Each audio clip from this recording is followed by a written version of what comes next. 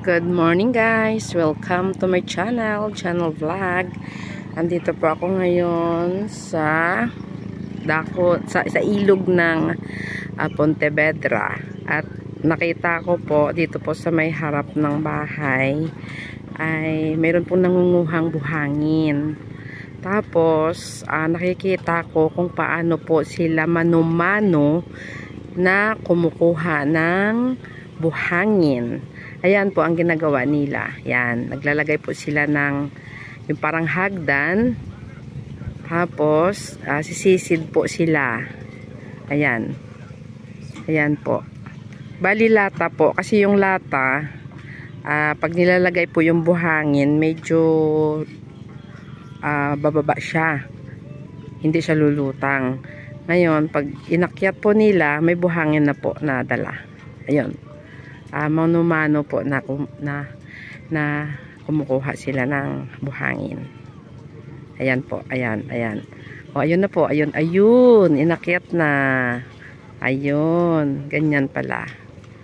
Ayun, sumisisid po sila. Ayun, sisisid na po. Tapos pag ahon nila, dala-dala na nila yung buhangin. Ayun. Ayan. Yan po.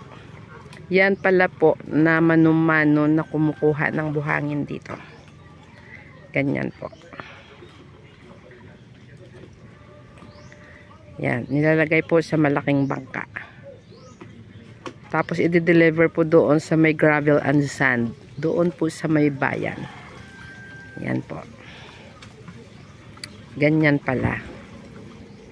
Yan. Mano-mano na. Ginagawa po nilang hollow blocks. Tapos, ginagawang hollow blocks. Tapos, ginagamit din po pag paano pag nagsemento or pag nagpagawa ng bahay. Ganyan po. Hindi na po nila kailangan na yung yayadyarin. Kasi pinong-pino na po yung buhangin. Wala na pong bato, wala na po lahat. Ganon.